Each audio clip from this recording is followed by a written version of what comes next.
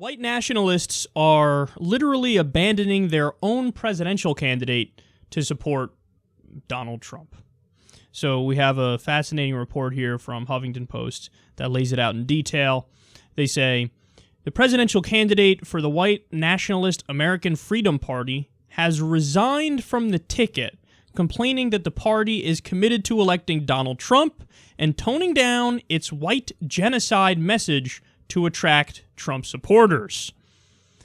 Okay, so they go on to explain here that in internal emails, they describe exactly how they're going to tone down their message to try to make it more appealing to a broader audience. So, again, they used to always run with the white genocide narrative. It's amazing to me that they thought for a second that maybe this will be convincing. What? So, here's what they say. Quote, let's be a wee bit more diplomatic with the mainstream media. Instead of using the right word, white genocide, let's use physical administrative removal of Americans of European extraction. Instead of white nationalists, let's use white advocates or advocates of European heritage. So they're like, okay, let's water it down. Let's get more crafty here.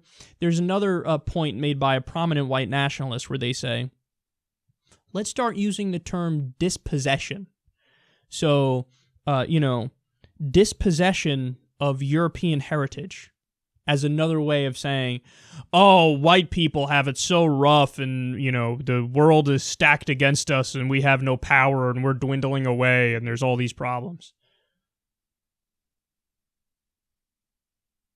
Man, we're witnessing something really scary because we're witnessing the mainstreamization, if I can make up a word, of political groups that weren't really politically active not that long ago.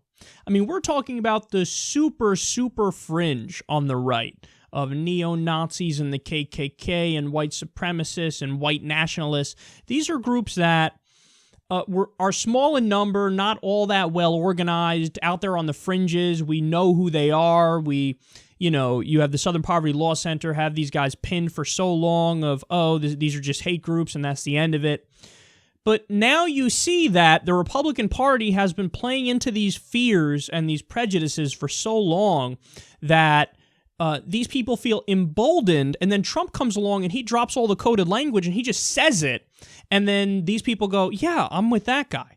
And, Noam Chomsky made this point before. We did a segment on it a year and a half or so ago where Chomsky called it way in advance. He said, you really did see the same thing happening in Germany in the 1930s, where there were these groups that normally were not politically active, but they were getting politically active, and the conservative forces started having trouble containing them because you had the true believers. Now, typically, the establishment Republican Party, they're just using these people. They're just using the Christian, fundamentalists, the evangelicals. They're just using the racists, the nationalists, the nativists. They're just using them to try to get into the White House, and then when they get there, they listen to their corporate donors. But now you fed into these things for so long that they've risen up, and now it's hard to just control them. It's hard to just get them to vote for you and then shut the fuck up when they don't actually try to implement a white nation.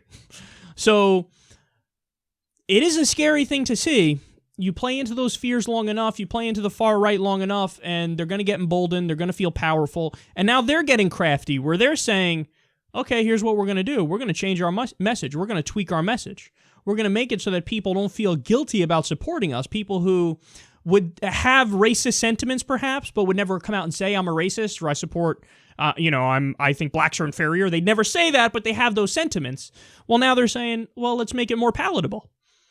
Instead of saying white genocide, let's say dispossession of those with European heritage. And then people, I'm of European heritage. I feel dispossessed. I lost my job to, workers overseas and these free trade deals. Trump says he's against these deals. Trump says Trump is advocating against immigrants, against Muslims.